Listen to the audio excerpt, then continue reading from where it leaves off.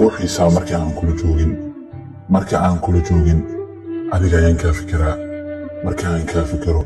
waxaan doonayaa inaan kula joogo markii aan kula joogana waxa ay la macno tahay dhammaan riyooyinkayga inay rumoobeen waxaan arkay inaad wanaagsan tahay waan ku jeclaaday kadib waxaan arkay inaad aad u sii wanaagsan tahay waan ku sii jeclaaday waxaan jecel kuu qaadaa marar badan mar kastoo aan arko adigoo dhoola caddeynaya nololaad adiga ka maqan tahay waa sidii geed qalalan oo wax miro aan lahayn noloshu macno yeelan mayso haddii aad adiga ka maqan tahay ka hor intaanan kula kulmin marnaba ma ogin waxa ay noloshu tahay waxaad mudan tahay dunida oo dhan balse kuma siin karo waxaan ku siin karo ayaa ah dunida wanaagsan ee dhankayga ah marka qaar adiga ayaan kaa fikiraa marka aad iga maqan tahay nafteydana waan la qoslaa balse dadku waxay moodaan inaan waalanahay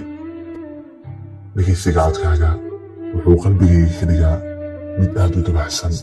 oo wax waliba u dhuganaway farxad ayaan dareemaa marka aan kula joogo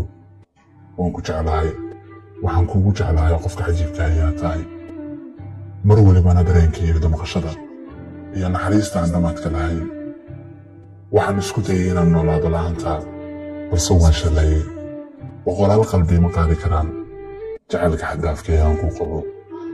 jacayl xaddaaf ah ayaan mar kale iyo mar waliba oo aan ku arko ku qaadaa haddii jeer waxaad tahay jawaabta marka uu qof weydiiyo waxa aan ka fikiro waxaad tahay qofkii dareensiiya waxa ay noloshu tahay ogsoonow nolosha haddii aadan adiga dareensiinin inay qiimo leedahay yaad kaloo dareensiin karaa waxa ay noloshu tahay I love you so much aadan ku jeclahay macantood وشايل طيب سليت سيدي وحن قل لهي مفورة ولا باجلو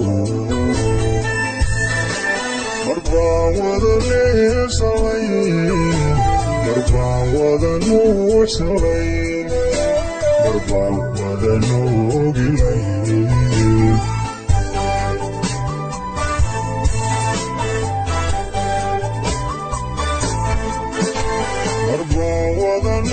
سليم أربع ومنوع سليم أربع